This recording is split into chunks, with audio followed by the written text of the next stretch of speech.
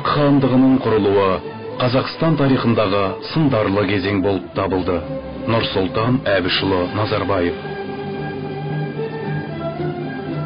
1428 жылы 200-дей тайпа өкілдері Жошының 5-ші ұлы Шайбани ханның ұрпағы 17 жасар Әбілқайырды таққа отырғызды. Осы бір Әбілқайыр біріктірген жерлерге небір атаулар берілген еді. Бірақ солардың ішінде әу баста берілген Қыпшақ хандығы атауы бекіп қалды. Әбілқайыр хандығы батыстағы Жайықтан шығыстағы Балқашқа дейін, оңтүстіктегі Сырдария сағасы, Арал теңізінен түстіктегі Тобыл мен Ертістің ортағысына дейін созылып жатты. Жер мен билік үшін тартыс Әбілқайыр хан таққа келгеннен кейін де тоқтамайды. Ол билікке таласқан жошы тұқымдармен табан тірескен қатыгез тартыс жүргізуге мәжбүр болды.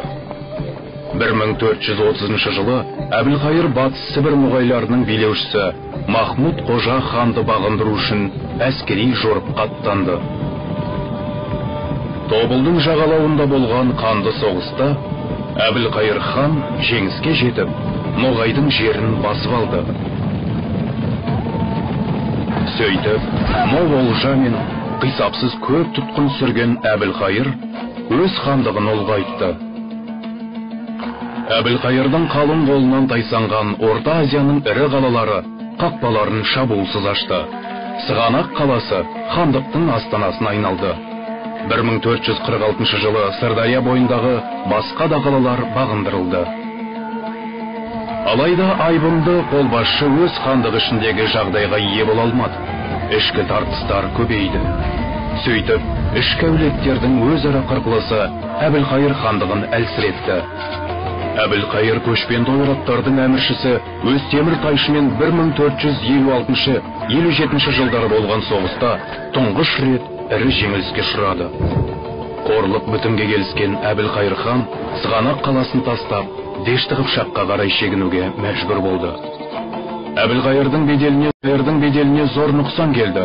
1465 жылы Керей мен Жәнібек сұлтандар ханға бағынбай, Моғол хандығындағы Жетісуға қоныс аударды. Сұлтандарды жазаламақ болып жорыққа аттанған Әбілқайыр хан Аққыстау деген жерде дертке шалдығып қайтыс болды. Осы қазадан кейін хандық күш пен биліктен айырылды. Ішкі алауыздықтан қажыған тайпалар Моғолстан аумағындағы Керей мен Жәнібек сұлтандарға тартылды. Моғолстан әміршісі Есенбұға Керей мен Жәнібек сұлтанға Шу және Талас бойындағы жерлерді бөліп берді.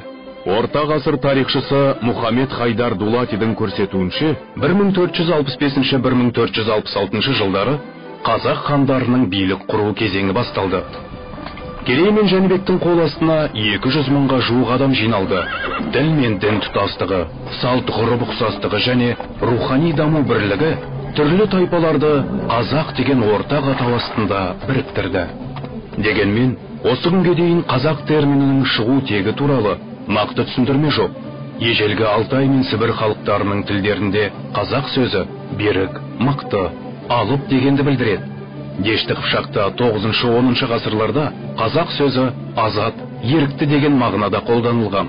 Керей мен Жәнібек сұлтандар билік құрған кезеңге қарай қазақ термині этнонимге, яғни халықтың атауына айналды. Есенбұға қайтыс болғаннан кейін Моғолстан хандығы бұрынғы күш қуатынан айырылып, оның көптеген тайпалар қазақ хандығына қосылды. Керей мен Жәнібек сұлтандар қазақ хандығын саяси және экономикалық тұрғыдан нығайта түсу қажеттігін түсінді. Сөйтіп, қалалар қалпына келтіріліп, жаңа жайылымдар игеріліп, сауда-саттық пен қолөнер дамып, қазақтардың біртұтас аумағы құрылды. Ұлы қазақ даласында 15 ғасыр осылай аяқталды.